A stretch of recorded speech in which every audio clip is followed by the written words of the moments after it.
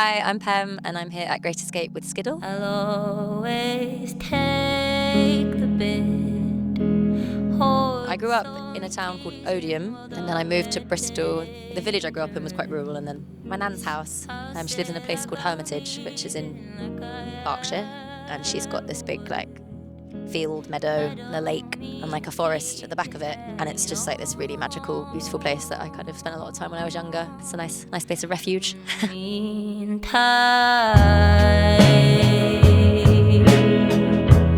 family is not. They like music, but no one's really pursued anything in that world. Everyone works really hard at quite hard jobs. Everyone always encouraged me, but it wasn't something I did so much when I was younger, because it was never really a tangible career path in a way, because no one had ever in my family seen that you could actually do that as your life or your livelihood.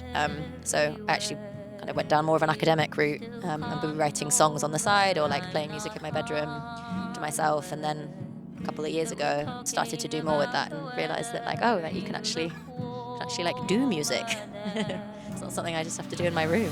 Outside, straight to the rover. Pick me up one last time, talk it all over. I'm really interested in metaphors and symbols as ways to translate things like grief. So I was really inspired by birds and the sea in the sky and lots of nature.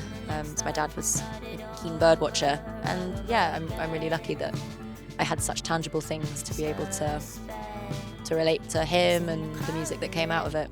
Sometimes it's easier to process things when they aren't so close.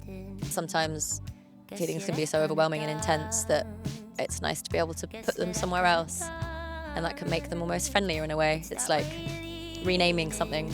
So I think that for me, birds are grief, but that's a nice thing.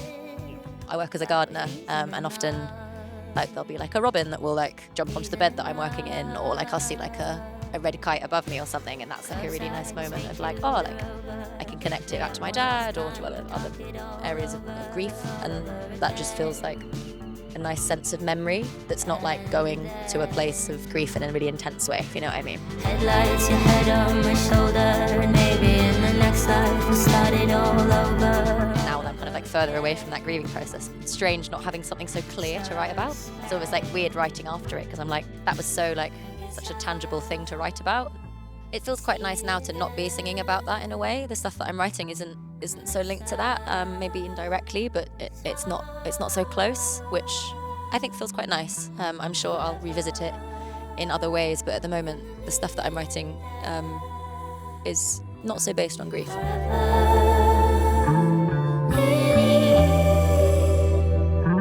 The thing that I'm most interested in is psychology. The thing I could talk about all the time. Love chatting about it with my friends, probably too much. But I think it makes me really analytical, which is good and bad, because it's always then it gets really meta. But I think it's good. I ended up stopping training as a therapist because it's a whole life that you have to live by, and I was I'm not ready to kind of commit to that. When you're kind of doing it, it's all you can talk about, and your friends are oh my god, can we not just have a normal conversation? Yes.